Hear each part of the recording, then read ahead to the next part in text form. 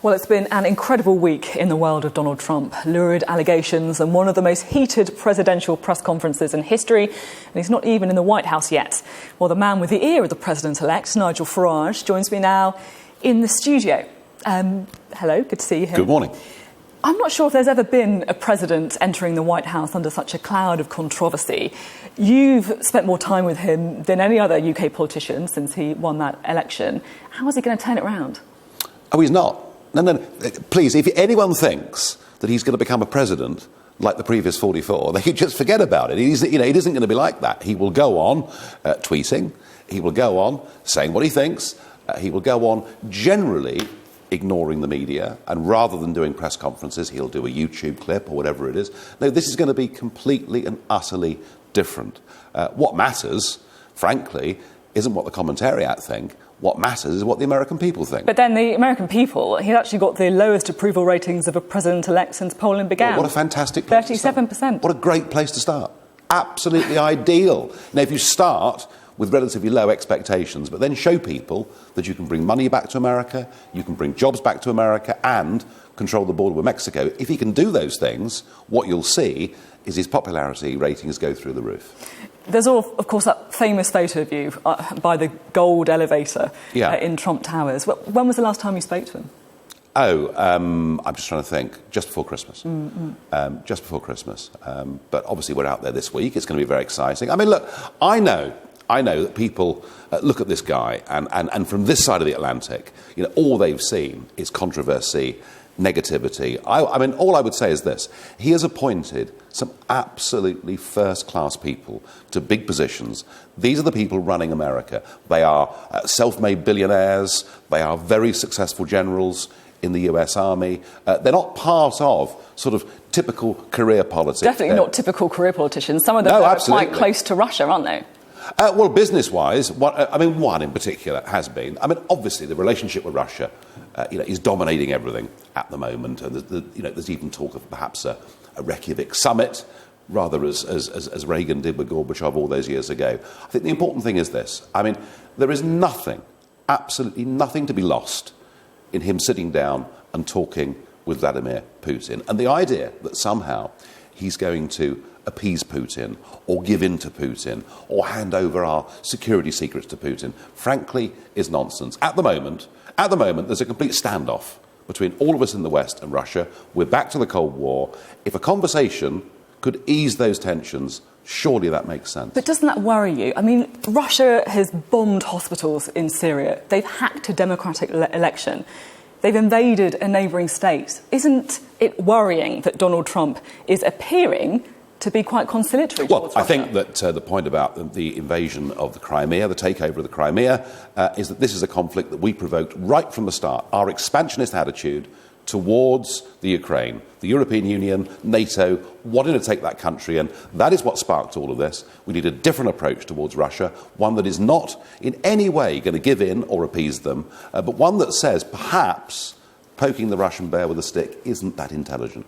Now, I'm keen to talk to you about Brexit. You clearly think that Donald Trump is going to be a good thing for the UK and for trade relationships. But I just want to have a look at what the man that we're going to be negotiating with has said. So this is Wilbur Ross, his Commerce Secretary, talking about Brexit and the opportunities for other countries to take advantage. He said, I think this is a God-given opportunity. I mean, that doesn't sound that friendly to the UK to me. Really?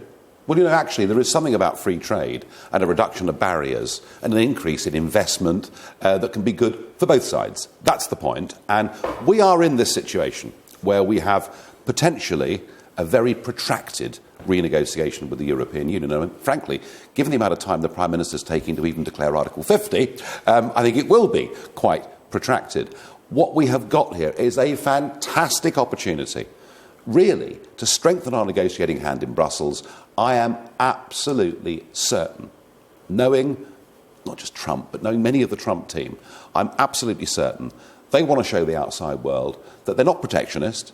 They're worried about trade deals. They're worried about trade with places like China, where state subsidy is closing down steel production in America. Or we could even argue South Wales come to that. But when it comes to countries that are equivalent, that they're open to doing business, I suspect that within the first few months, of a Trump presidency, there will be a big statement from Wilbur Ross or someone like that saying, we want to do this. Oh, and by the way, we're not bureaucrats. We're not people who've lived on the public sector purse all of our lives. This won't take 2 years or 5 years or 10 years.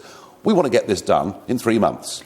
And then it's going to be up to the British government to see how they respond to it. Now, it was very interesting this week. Theresa May was with the Premier of New Zealand, who said, we want to start trade talks with the UK.